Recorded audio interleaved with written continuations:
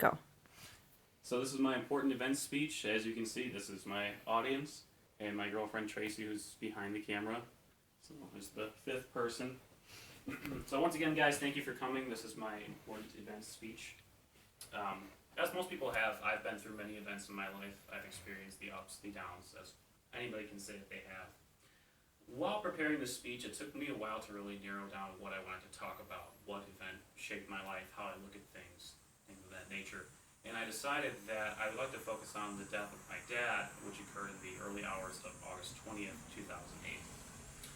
In a nutshell, my dad's life has really, this passing caused me to look at my life, reflect on that, look at my own life choices and my own mortality, and come to the realization that life is just simply too short.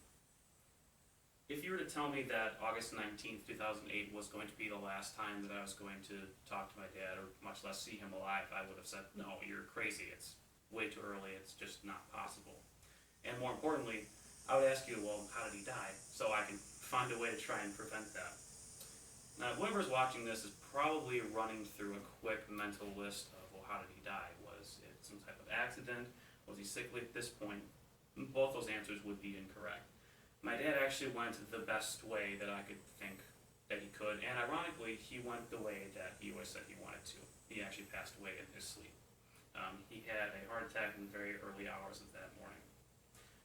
Later on, I'd remember that the paramedics would tell me, I'm very sorry for your loss, but if it is any consolation, he looks restful. He looks like he's at peace. I remember the day started like any other. I woke up late, about 10 a.m. because I had been out with friends the night before. As I left my bedroom in order to start my day, I remembered that I thought it was odd that my dad was still sleeping. Even more strange was the fact that his work cell phone was still going off. This alarmed me because it was a weekday and this was just a very strange occurrence for my dad. I called him over and over, let him know, your phone's going off, you might want to get it. Again, this was his work cell phone. I called him again and again, and to no avail. I couldn't get a response. So I decided enough was enough, it was time to wake him up and see what was going on. As I reached over to grab his shoulder lightly, I realized that his skin was deathly white and that his lips were blue.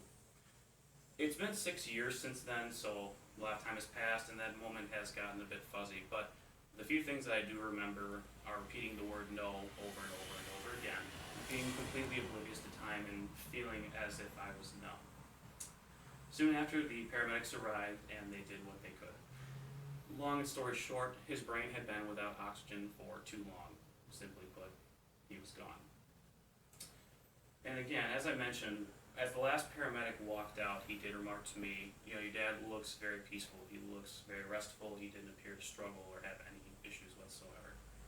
I didn't think much of it at the time, as a lot was admittedly going through my mind, but looking back on it now, it really did help me through the healing process.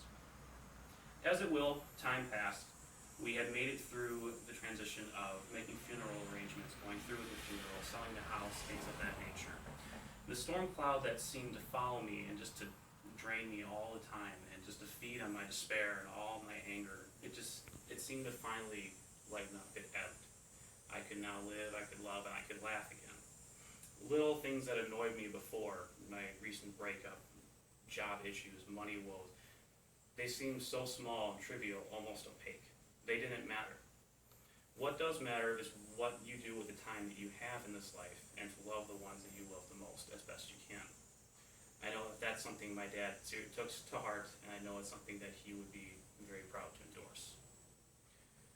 I may become complacent some days, but I'd like to think that this experience has taught me to love the ones that I do with as much as I can, as hard as I can, and to laugh a little bit harder every day. Now, I'm not religious in any